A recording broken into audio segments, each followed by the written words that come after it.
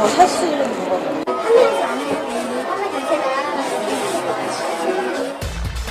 네, 일부 허황된 마음을 노린 명품 쇼핑백 구매. 화려함을 쫓기보단 현명한 소비가 필요한 때입니다. 네, 이건 이해가 안 갑니다, 정말.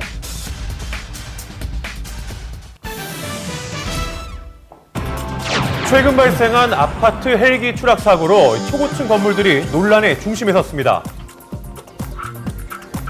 자, 이 논란의 이유는 바로 초고층 건물이 헬기 운행의 방해 요인으로 작용하기 때문인데요.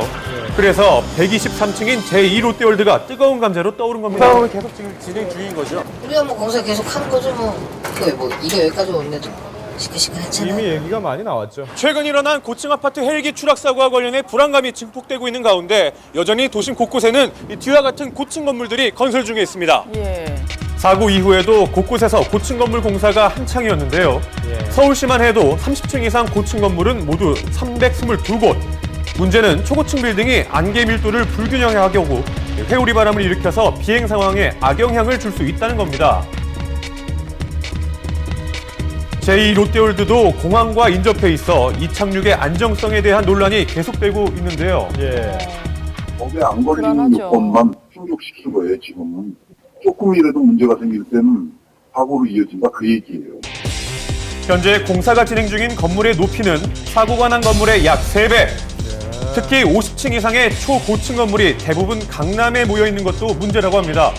한국으로 들어오는 건 어디로 들어가나 다 규제를 했었어요. 강남은 생기고 나서 그런 위험성에 대해서 지금까지 발굴이 안 됐던 거죠.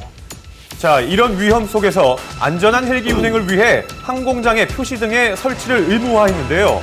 주로 시계 운행을 하는 조종사들에게는 생명등과도 같은 겁니다.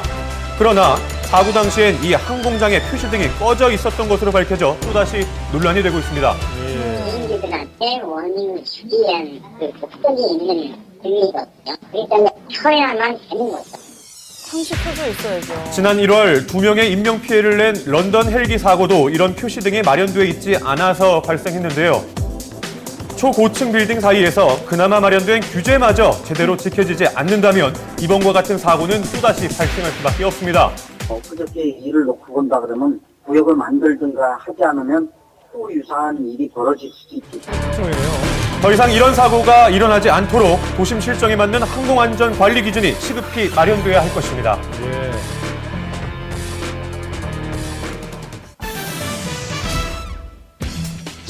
고교생들이 만든 우주 발사체가 우주여행에 성공했다고 합니다.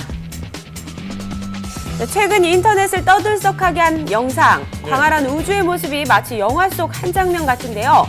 실제로 우리나라 고교생들이 촬영한 우주 영상이라고 합니다. 실제로요? 네, 영상에 보이는 글을 토대로 찾아간 곳은 경기도 포천의 고등학교. 과연 앳된 얼굴에 이 학생들이 정말 우주여행에 성공한 것일까요? 우리가 지금 이 영상을 보고 찾아왔는데요. 이게 이 학교에서 만든 영상이 맞아요? 네, 저희가 이번에 우주선을 띄워서 받은 영상입니다. 그러면 이 영상을 찍은 그 우주선은 어떻게 다시 찾아왔나요? 네, 여기 저희가 산 속에서 찾아왔습니다. 아니, 이게 우주에 갔다 왔다고요? 네, 학생들이 우주로 보냈다는 이 우주 발사체. 아무리 봐도 평범한 스티로폼 상자 같은데요. 모르겠네요. 우리가 상상하는 우주선하고는 조금 거리가 먼 모습이지만 놀랍게도 우주여행을 다녀왔다고 합니다. 주위를 편하게 볼 수 있는 우주 발사체로 만들었다고 하는데요. 신기하네요. 믿을 수가 없어요. 기상 관측용 풍선을 사용했어요. 좀 더 신축성이 있고 한 30km까지 올라갈 수 있습니다. 네, 지난 2일 충남 서천의 바닷가에서 이 우주 발사체를 우주로 띄워보냈다고 합니다. 우주여행의 원리가 궁금하신가요? 네, 바로 헬륨가스를 넣은 풍선을 부력을 이용한 것인데요. 풍선이 터지면서 지구로 귀환하는 것으로 그 장면은 미리 설치한 카메라에 모두 담겼다고 합니다. 작은 카메라로 담은 우주의 아름다운 모습. 하지만 성공하기 전까지 몇 번의 시행착오를 겪었다고 하네요.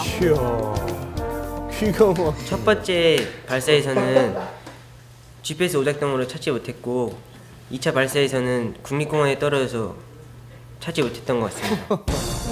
네, 우주 발사체의 위치를 알려주는 GPS가 실험의 성공 포인트. 3번의 시도 끝에 예측한 경로에서 우주 발사체를 회수할 수 있었다고 합니다. 저거 대단하네요. 성공했습니다! 아유, 대단합니다, 정말.